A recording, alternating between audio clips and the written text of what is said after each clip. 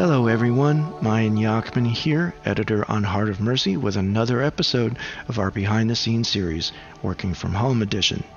In this segment, I'm going to be talking about a subject dear to my heart, and that's animation.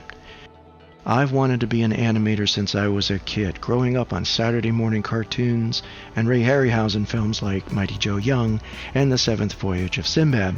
So at an early age, I made the decision to learn cell animation and claymation, and was even fortunate enough to eventually work many years later with one of my heroes, Will Vinton. I was also blessed to have a computer in high school, which led me to 3D graphics, and with the release of films like Star Wars and Tron, my dreams of becoming an animator were that closer to realization. Fast forward to the present, and we find the need to incorporate my years of inspiration into animating creatures for Heart of Mercy. With today's 3D software and the internet, it's not as hard to find ready-made creatures to populate your independent film. However, they don't come with animations. At least these didn't.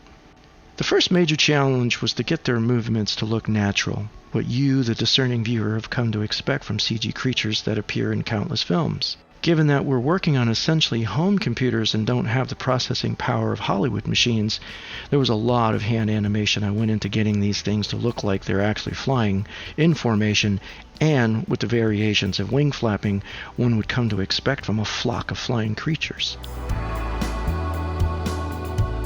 Then there was the matter of getting them into the scene and blending their look to match the rest of this shot.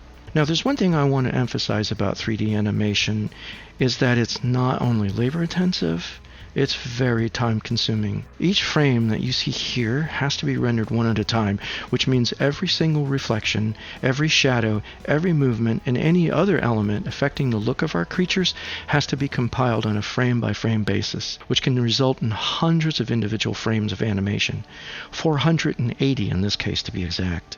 And then we add in the other assets that make this scene come alive, and with a little lighting and music, we have what amounts to a rather compelling vision of the underworld that our heroic Faustina must navigate in her journey. So there you have it, something that I can proudly say is a fulfillment of a life's worth of study in the art of animation. And I want to thank you for your faithful support in making this dream come true for me. God bless.